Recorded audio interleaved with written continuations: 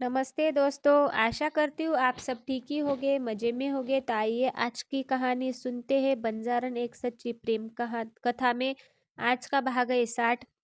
सारी बात बताकर रोशनी ने वीर की तरफ देखा। वीर किसी गहरी सोच में डूबा हुआ था। तब रोशनी बोली, यही नहीं कुंवर साहब, कालिंद्री यानी काम यानी ठाकुर प्रताप सिंह के लौटने का इंतजार करती रही। कहीं महीने गुजरे, साल गुजरे, काफी समय बीत गया, लेकिन ठाकुर प्रताप सिंह नहीं लौटा। कामयानी सोचने लगी कि एक ना एक दिन तो उसे लौटना ही होगा। यहाँ तक कि कामयानी ने काफी कोशिश की कि उसका पता लगाने की, लेकिन पता ना लगा पाई। उसे नहीं पता था कि ठाकुर प्रताप सिंह अब इस दुनिया में नहीं है। उसे यह सब तब पता चला जब ठाकुर प्रताप सिंह ने उसके सौतेले बड़े बेटे के यहाँ एक पुत्र के रूप में जन्म लिया। अपने सौतेले पोते के जन्म पर जब कामयानी ने हाथ में वह निशान देखा तो वह परेशान हो गई और सोचने लगी कि यह निशान। तब उसे समझ में आया कि ठाकुर प्रताप सिंह इसलिए इतने दिन तक नहीं लौटे क्योंकि वह तो जिंदा ही नहीं थे। वह वह इतने दिनों तक उसका इंतजार करती रही, लेकिन अपने सौतेले पोते के हाथ पर वह निशान देखकर कामयानी को समझ आ गया था कि यही पिछले जन्म का ठाकुर प्रताप सिंह और महाराणा देवव्रत है। यह देखकर भी कामयानी के चेहरे पर एक चमक आ गई। वह सोचने लगी कि अब उसके मकसद को पूरा होने से और कोई नहीं रोक सकता। अगर उसने इतने सालों इंतजार किया है तो वह कुछ साल इंतजार और, लेकिन इसका मकसद पूरा कैसे होगा, वह उसे उधेड़-बुन में लगी हुई थी। तभी उसके दिमाग में एक ख्याल आया। उसने कई घंटे तक उसके तहखाने में लगातार अपने शैतान की उपासना की। उसके शैतान ने उसे प्रसन्न होकर अपनी काली शक्तियों से छलिया नाम की उस चुड़ैल को वापस एक बच्ची के रूप में जन्म दिया और उस बच्ची को केवटगढ़ के राणा शाह के यहाँ उसकी बेटी से बदल दिया। उसकी बेटी जिसने कुछ ही दिन पूर्व जन्म लिया था, उसकी बेटी को कालिंद्री ने अपनी काली शक्तियों से उठाकर उसकी जगह शैतान द्वारा उत्पन्न की गई छलिया नाम की उस चुड़ैल को बच्ची रूप में रख दिया। फिर केवटगढ़ के राणा शाह की बेटी की शैतान के सामने बलि दे दी। कालिंद्री ने सोच लिया था कि पिछले जन्म में तो ठाकुर प्रताप सिंह ने उसे नहीं अपनाया, लेकिन इस जन्म में जब ठाकुर प्रताप सिंह ने उसके पोते के रूप में जन्म लिया तो यह मौका हाथ से नहीं जाने देगी। इस जन्म में वह अपने पोते का विवाह केवटगढ़ के राणा शाह के यहाँ बदली अपने शैतान की बेटी छलिया रूपी चुड़ैल से करवाएगी और फिर अपने मकसद में कामयाबी हासिल करेगी। यही उसका मकसद था। जब से वीर का जन्म हुआ था तब से किसी को कालिंदी पर कामयानी पर शक ना हो, इसलिए उसने अपने आप को पूरी तरह बदल दिया था। कोई देखने वाला यह समझे कि वह भगवान की बड़ी भक्त है और उसके हृदय में सिर्फ दया और करुणा के भाव भरे हुए हैं। वह सबसे बड़े प्यार से पेश आती थी। उसने सभी घर वालों को वीर के उस निशान के बारे में बताया कि यह एक ऐसा निशान है, अगर इस निशान पर किसी बुरी शक्ति की नजर पड़ गई तो वह बुरी शक्ति उसी की बलि शैतान के आगे दे देगी। इसलिए वीर को हमेशा तब तक यहाँ से दूर रखना जब तक उसका विवाह नहीं हो जाता। प्लीज़ आपको कहानी पसंद आ रही हो तो प्लीज़ लाइक करें, शेयर करें, चैनल को सब्सक्राइब करना मत भूलिए प्लीज़।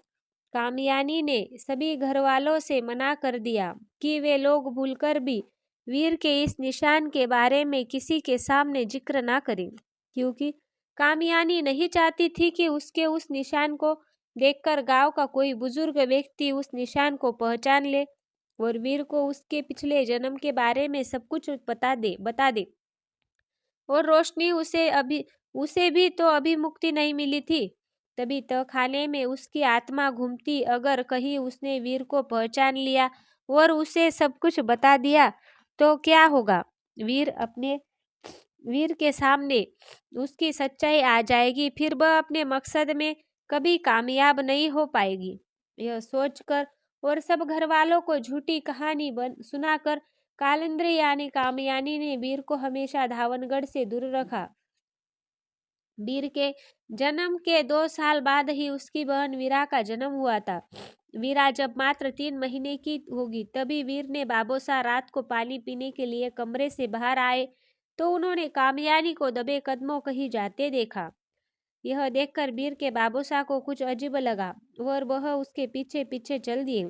तो जब कामयानी उस शैतान की पूजा आराधना करने लगी इसलिए उस करने के लिए उस तहखाने में गई तो वीर ने बाबोसा उसके पीछे उसमें चले गए।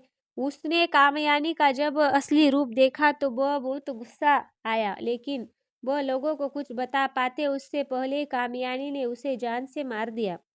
हर बार की तरह कामयानी ने उसे इतनी बड़ी चालाकी से मारा था कि कहीं लोगों को यह लगे कि वीर के बाबोसा को किसी जहरीले कीड़े ने काट लिया है, जिसकी वजह से उसकी मौत हो गई है।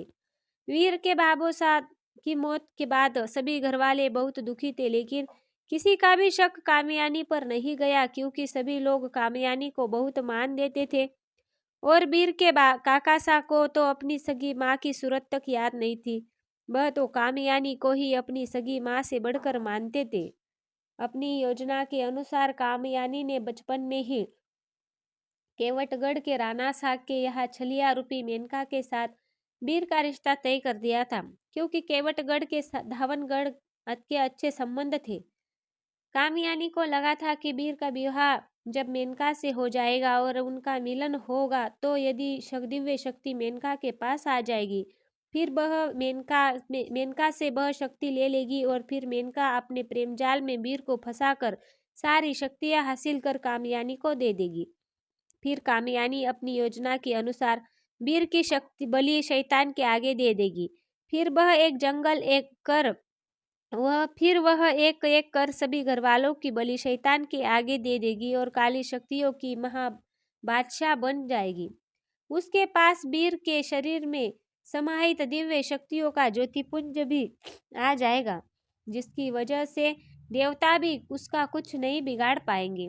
फिर वह अपने तांत्रिक पिता महाकाल को अपनी काली शक्तियों से फिर जीवित कर देगी और उनका ही राज होगा पूरी दुनिया पर। कामयानी को जब लगने लगा कि उसका लक्ष्य अब ज्यादा दूर नहीं है, अगर अब की बार वीर गांव आएगा तो वह उसे वैसा ही मेनका को पत्नी का दर्जा देने के लिए मजबूर कर देगी, जैसे उसने मेनका से विवाह करने के लिए मजबूर किया।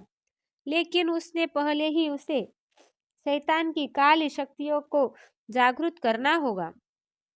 इसलिए वह मेनका दोनों ही धावनगढ़ के पशुओं की बलि शैतान के आगे देने लगी।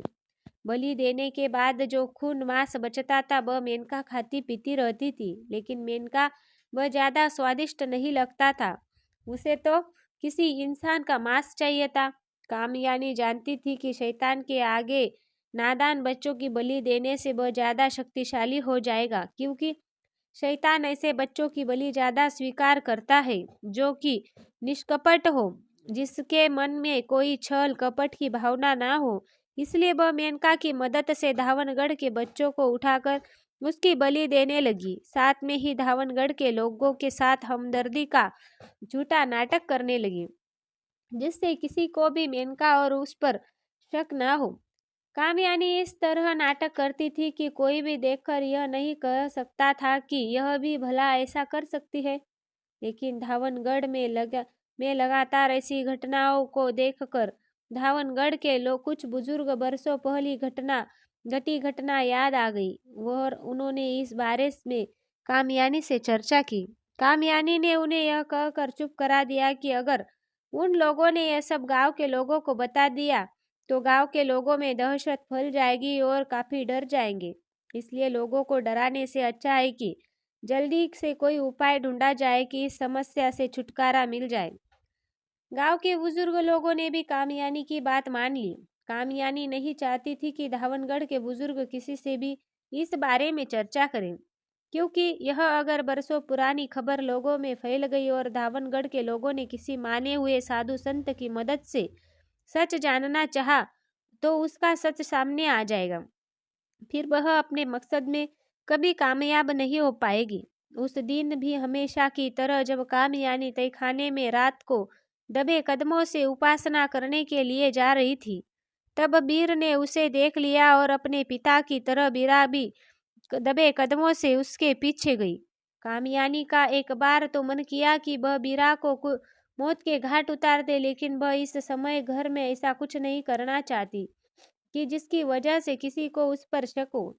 इसलिए उसने वीरा को इतना डराया कि वीरा डर की वजह से किसी के सामने कुछ बोल ही ना पाई और उसकी स्थिति पागलों की तरह हो गई। लेकिन वीर के छूते ही वीरा ठीक हो गई थी। लेकिन कामयानी के बहा होने की वजह से वह किसी को डर की वजह से सच नहीं बता पाई। लेकिन जब रात को उसने वीरा को डराया और वीरा बार बार कामयानी की तरफ देख रही थी, तो वीर की मासा को भी कामयानी पर थोड़ा शक हुआ, क्योंकि वीरा की मासा सोचने लगी कि जब वह नहीं होती तो उसकी माँ सास यानी वीरा की दादी माँ वीरा से कुछ ऐसा कहती कि वीरा डर कर कांपने लगती। कोई ना कोई तो ऐसी बात है जो वीरा अपनी दादी के बारे में बताना चाहती है, लेकिन वही बता नहीं पा रही। जब कामयानी को लगने लगा कि वीर की मासा को भी उस पर शक हो गया, तब उसने वीर की मासा को अपनी काली शक्तियों से सीढ़ियों से गिरा दिया। तब रोशनी बोली, कुंवरसा, अब तो थे भी अपनी आंखों से अपनी दादी सा के रूप में कामयानी को यानी कालंदरी को उस शैतान के उपासना करते हुए और बच्चों की बलि देते हुए देख लिया। अब तो सारी सच्चाई थारे सामने आ गई। सारी सच्चाई जानकर भी का चेहरा गुस्से से तमतमाने लगा। वह भी सोच भी नहीं सकता था कि जिस दादी माँ को वो भगवान से भी बढ़कर दर्जा देता था, वह तो एक शैतान है। तो जानते हैं आगे की कहानी में वीर अपनी दादी साक से क्या बात करता है। क्या वो अपनी दादी सा को माफ कर पाएगा? क्या करता है वीर? आगे की कहानी जानने के लिए बने रहिए मेरे साथ। प्लीज़ आपको कहानी ज़रा भी अच्छी लगी हो तो कमेंट करके मुझे बताइए। प्लीज़ कमेंट में राधे राधे ज़रूर लिखिएगा। प्लीज़ चैनल को लाइक करें, शेयर करें, सब्सक्राइब करना मत भूलिएगा। कहानी सुनने के लिए आप सभी का धन्यवाद।